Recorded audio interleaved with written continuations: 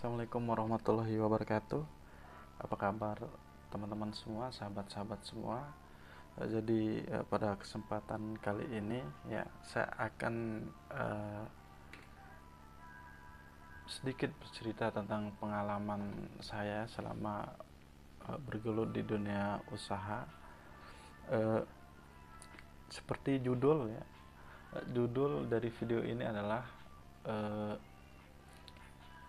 jualan di tempat yang sial.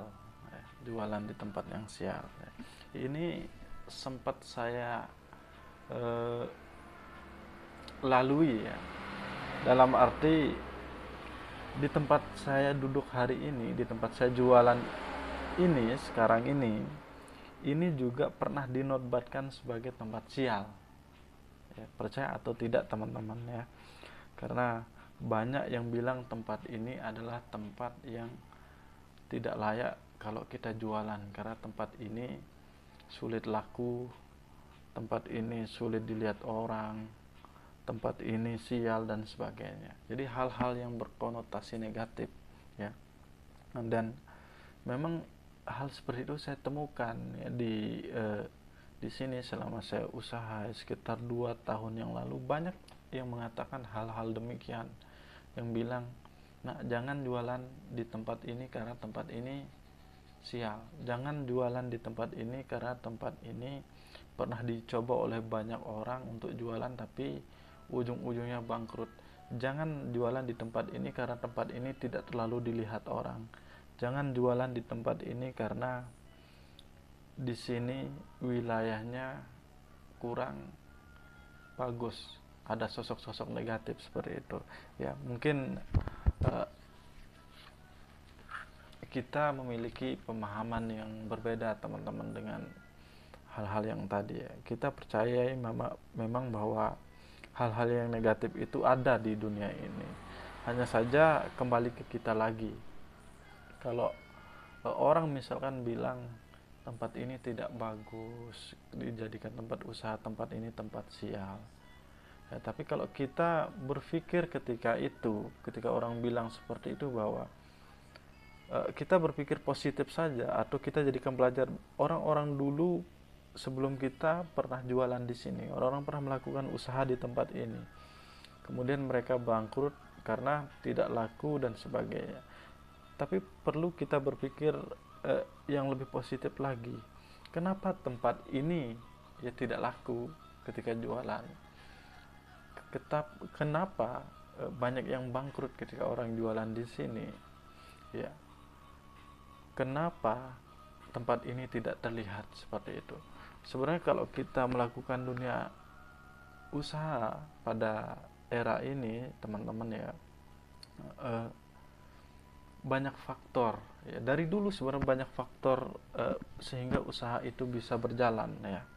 Saya sering menganalisa ini di lingkungan sekitar, bahkan teman-teman saya yang melakukan usaha, mereka jualan, melakukan proses usaha itu banyak yang tutup ya, banyak yang tidak tahan dengan proses. Kenapa saya bilang tidak tahan dengan proses ya? Contohnya misalkan kalau kita jualan kemudian kapan laku, ada nggak orang yang beli, itu artinya kan kita mematahkan semangat kita sendiri. Dan yang perlu kita lakukan adalah memotivasi diri kita sendiri. Kalau orang lain bilang sulit laku dan sebagainya, apa yang harus kita lakukan agar barang kita laku? Tempat kamu sulit dilihat, apa yang harus kita lakukan agar tempat kita dilihat?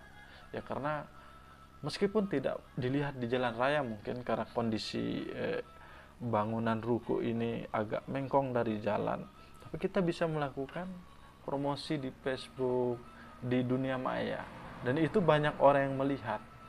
Nah, artinya saya ingin mengatakan seperti ini teman-teman ya, hal-hal seperti itu adalah alasan ya.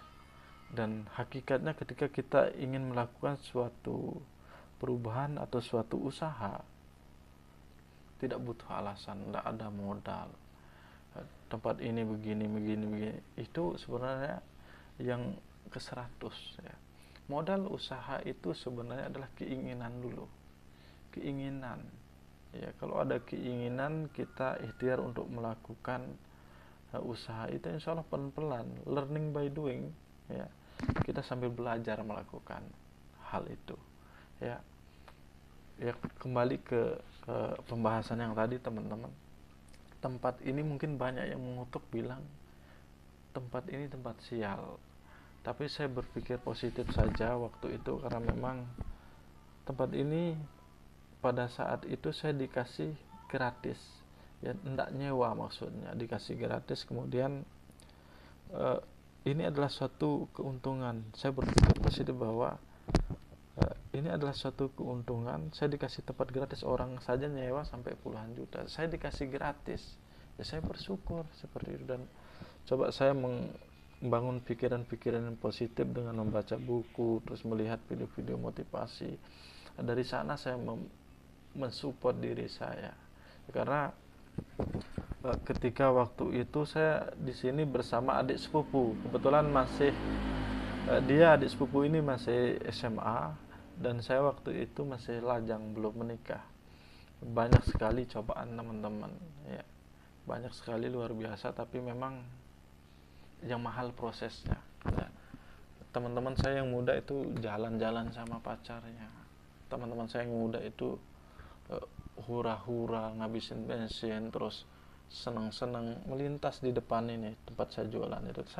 Tapi saya berpikir begini, enggak apa-apalah, saya mungkin merasa sakit hari ini, tapi di belakang hari saya bisa tersenyum seperti itu.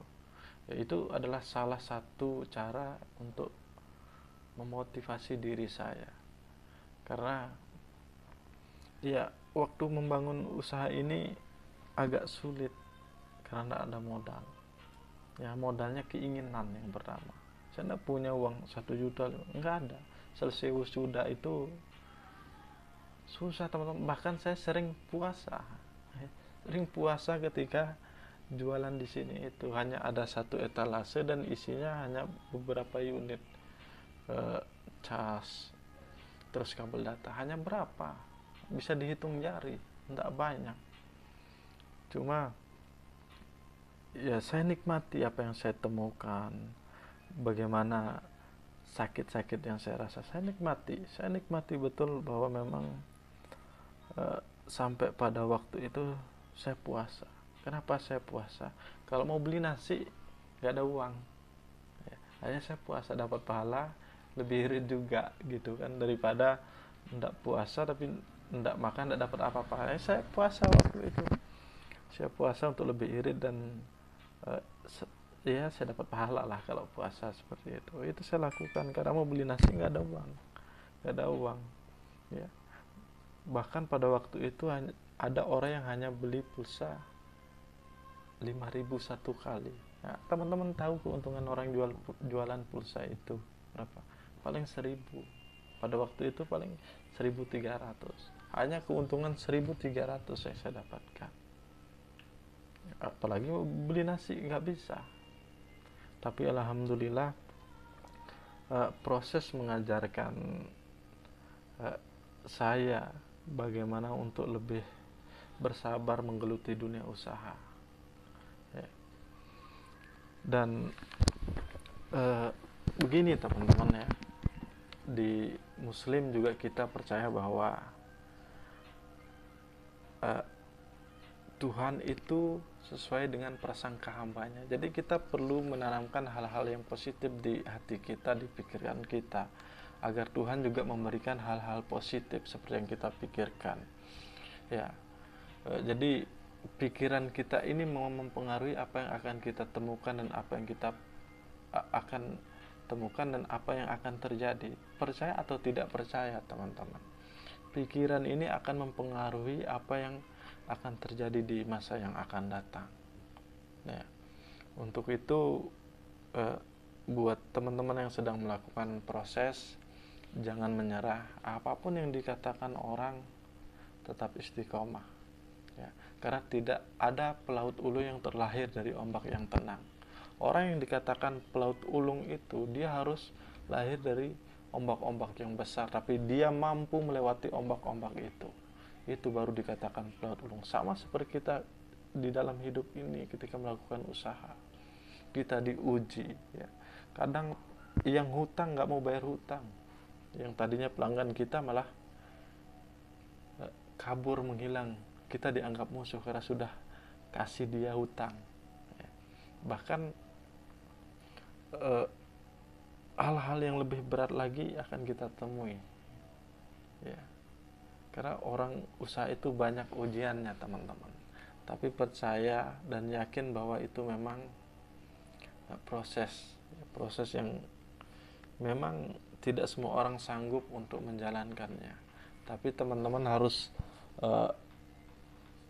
berusaha memikirkan bahwa saya harus melakukan lebih daripada teman-teman yang lain untuk menjadi orang yang lebih seperti itu ya. Nah, seperti itulah yang saya temukan selama di tempat ini sekitar 3 tahun lebih ya. Tempat ini banyak yang bilang memang tempat yang tidak bagus dijadikan usaha. Tapi sebenarnya teman-teman ya, tergantung dari orang yang melakukan. Saya tidak ingin menguji diri saya bagus, tidak seperti itu. Tapi yang saya temukan faktanya adalah saya melihat teman-teman melakukan usaha 1-2 bulan tidak ramai kemudian tutup, 3-4 bulan jualan tutup. Nah, sebenarnya di sana bukan masalah tempatnya yang sepi atau orang tidak mau belanja, cuma orang itu belum kenal kita jualan apa. Jadi yang lama itu proses brandingnya, membangun agar orang tahu bahwa kita jualan apa. Seperti ketika orang tahu, maka orang ketika butuh ya hal itu, dia akan belanja ke kita. Nah, bukan seperti yang tadi teman-teman, sepi terus tidak ada orang belanja dan sebagainya. Hilangkan persepsi itu ya, karena memang butuh proses untuk membangun nama usaha itu, untuk memajukan usaha itu butuh proses ya. Mungkin itu saja teman-teman pada kesempatan kali ini. Semoga bermanfaat. Mohon maaf kalau ada salah kata. Saya hanya ingin berbagi tentang pengalaman saya dalam menggeluti dunia usaha ya. Salam berproses. Assalamualaikum warahmatullahi wabarakatuh.